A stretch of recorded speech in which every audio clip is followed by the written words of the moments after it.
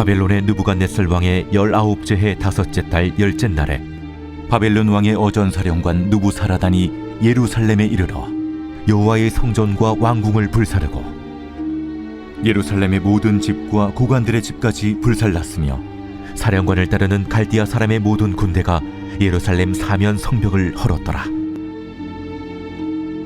사령관 느부사라단이 백성 중 가난한 자와 성중에 남아있는 백성과 바벨론 왕에게 항복한 자와 무리의 남은 자를 사로잡아 갔고, 가난한 백성은 남겨두어 포도원을 관리하는 자와 농부가 되게 하였더라. 갈대아 사람은 또 여호와의 성전의 두 놋기둥과 받침들과 여호와의 성전의 놋대야를 깨뜨려 그 놋을 바벨론으로 가져갔고, 가마들과 부삽들과 부집게들과 주발들과 숟가락들과 섬길 때에 쓰는 모든 놋그릇을 다 가져갔고, 사령관은 잔들과 화로들과 주발들과 솥들과 촛대들과 숟가락들과 바리들 곧 금으로 만든 물건의 금과 은으로 만든 물건의 은을 가져갔더라.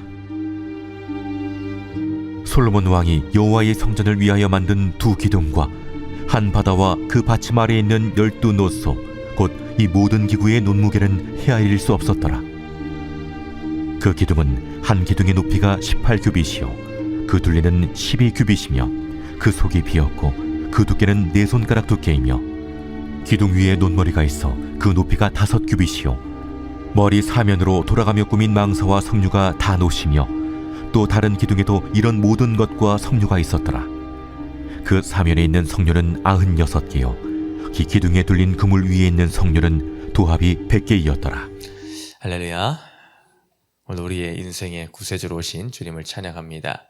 임마누엘의 그 말씀과 같이 우리를 떠나지 않고 우리와 늘 함께 계시는, 동행하시는 주님으로서 오신 우리 예수님을 또 환영하는 오늘 크리스마스 이브인데요.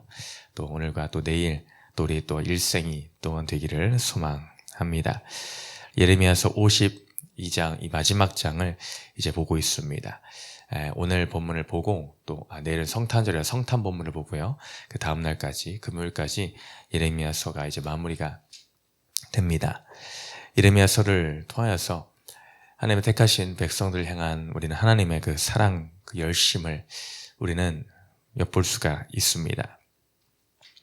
사랑하는 남유다 이 백성들이 주님을 떠나 우상을 숭배하며 하나님의 말씀을 거스르는 삶을 살아갈 그때에 하나님이 그들을 향하여서 그것을 나 몰라라 하시는 것이 아니라 그들을 사랑하시기에 어려운 환경 가운데에, 혼란 가운데에 처하게 하십니다.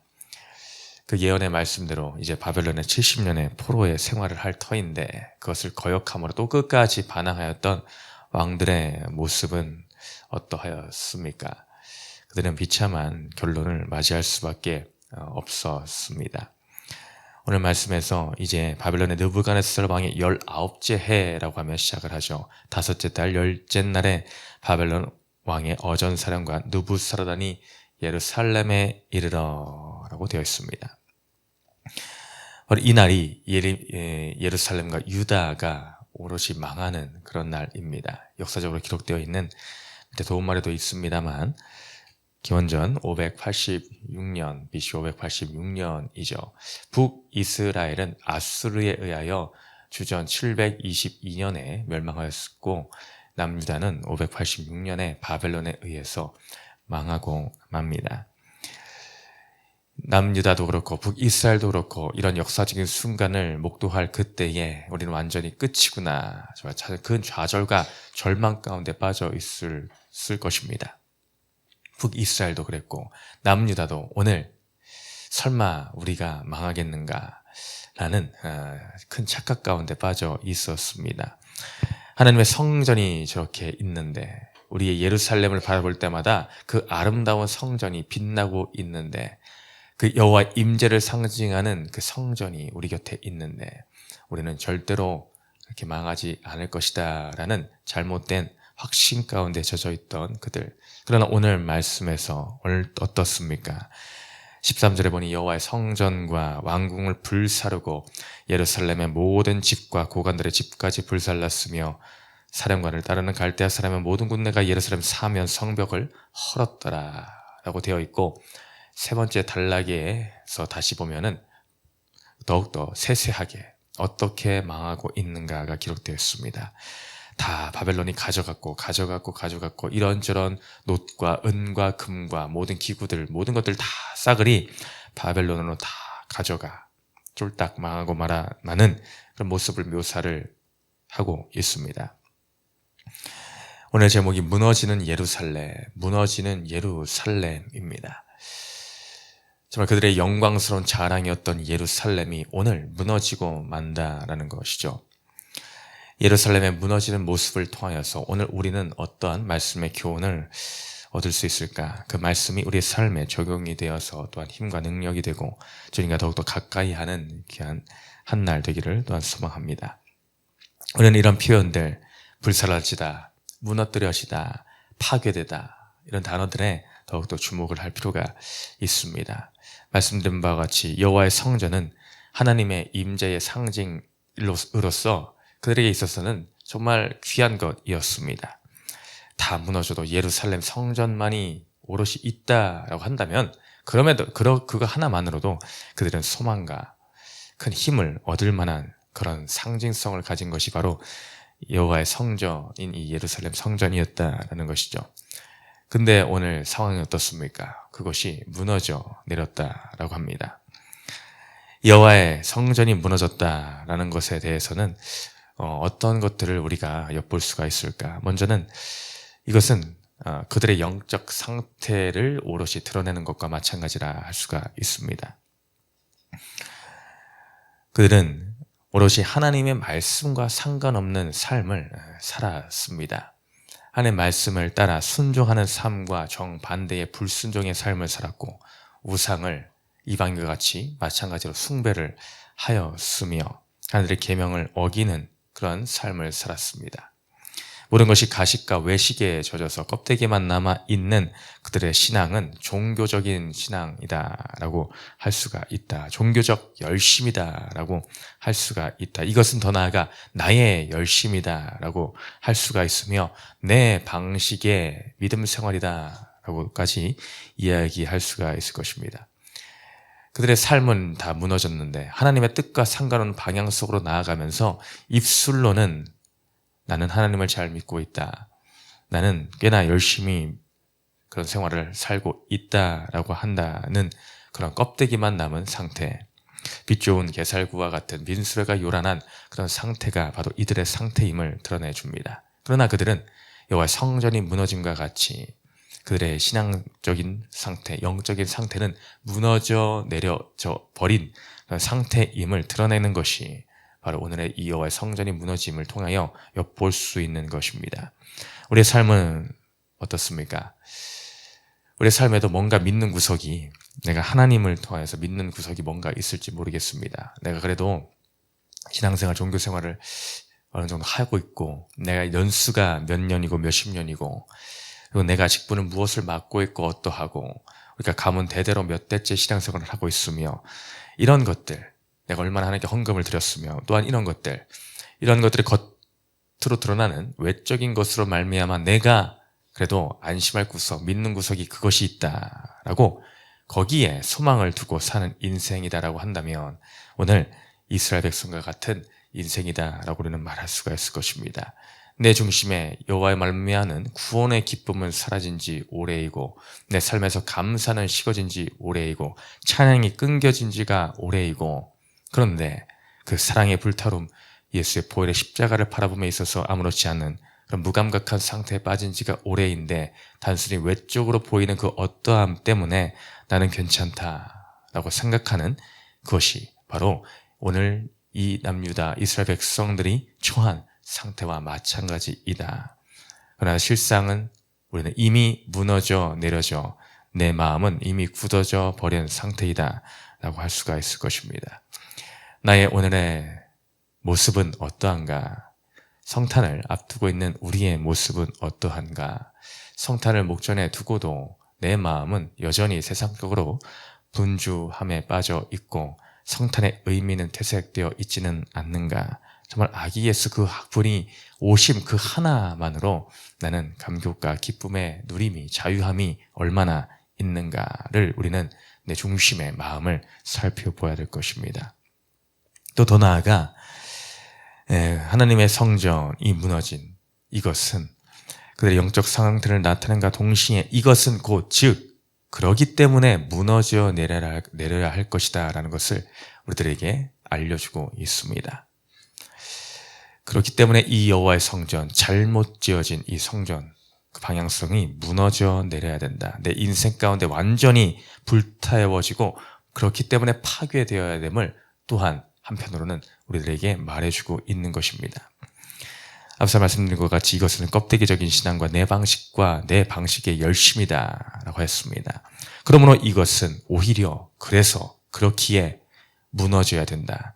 내가 붙들고 있는 겉모습의 신앙생활은 그것은 다 싸그리 무너져 버려야 된다. 불타워져야 된다는 것입니다. 이것은 형식주의적인 외식적인 그런 모습을 나타내 주기 때문입니다. 이런 오늘 우리가 바라보는 이 성전의 무너짐, 이런 외식적인 이런 모습을 또 살펴볼 수 있는 아주 귀한 장면의 성경 구절이 있습니다. 그것은 사무엘상 4장에 기록되어 있는 모습입니다. 사무엘상 4장에서 어떤 장면이 묘사가 되고 있는가, 바로 이스라엘과 블레셋의 전쟁의 장면이 그려져 있습니다.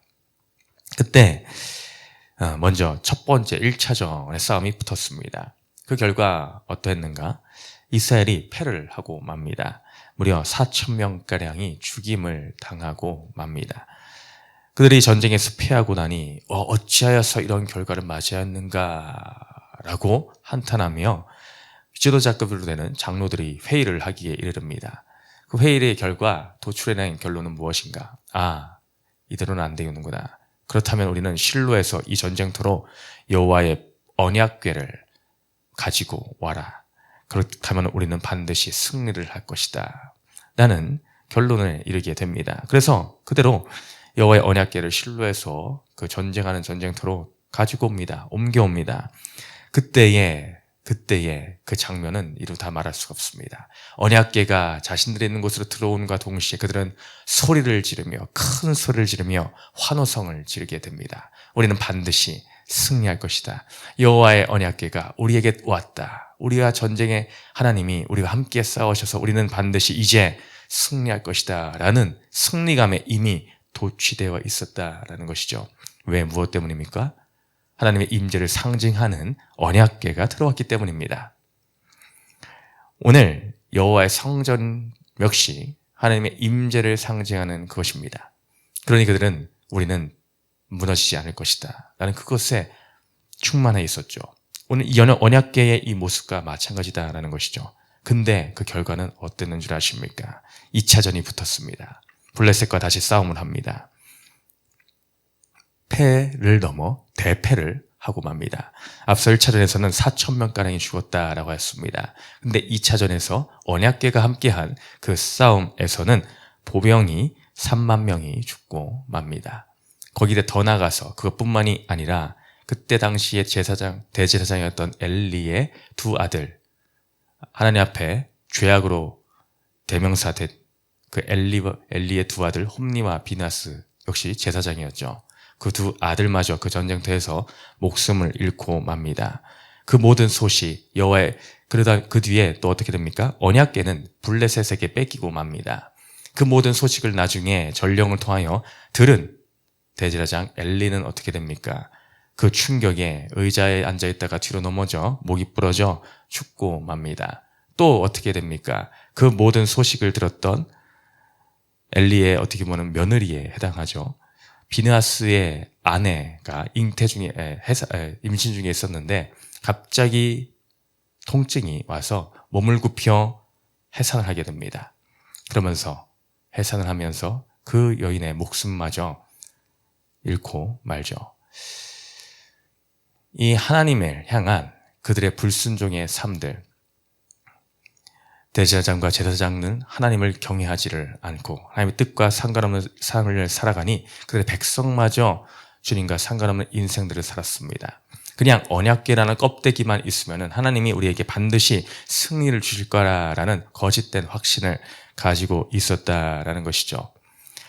그들의 보통의 삶에서 전혀 하나님을 찾지 않고 하나님과 상관없는 인생을 살고 단지 그들의 위기의 순간 필요할 때만 하나님을 부르는 그들의 이기적인 신앙생활, 마치 하나님을 부적처럼 생각하는 것입니다.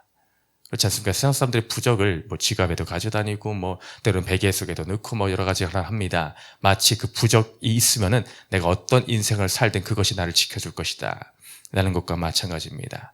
하나님을 이렇게 생각을 하는 것이 이스라엘 백성들, 유다 백성들의 모습이었다는 것입니다. 그것은 마치 하나님을 나를 위한 도구로 생각하는 것입니다. 그것은 온전한 믿음이라고 할 수가 없습니다. 그것은 잘못된 맹신이다라는 것이죠. 하나님이 원하시는 것은 진짜 친밀한 하나님과의 교제입니다. 그것 때문에 오늘 하나님은 이 거짓으로 물든 예루살렘 성전을 치는 것이고 무너뜨릴 수밖에 없었다.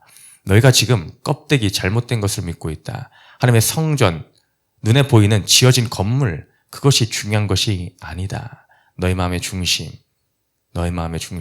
그 안에 그 중심에 정말 여호와 하나님이 계시는가? 우리의 구세주로 오신 그 예수 그리스도, 그분이 오늘 우리의 마음의 중심에 계셔서 오늘 그 친밀한 교제 가운데 오늘도 함께하고 있는가? 내 인생의 순간순간 매 순간에 주님은 얼마나 신실하게 찾고 그의 이름을 부르고 의지하고 살아가고 있는가?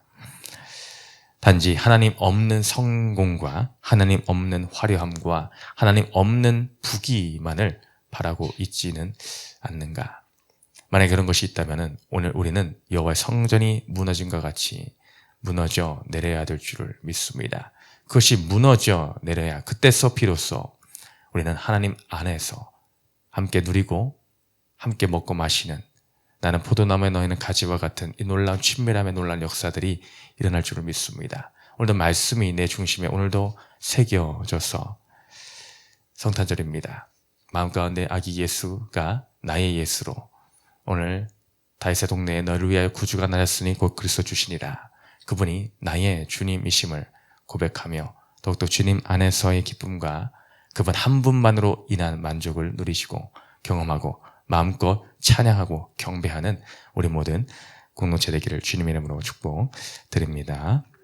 한 장 넘기셔서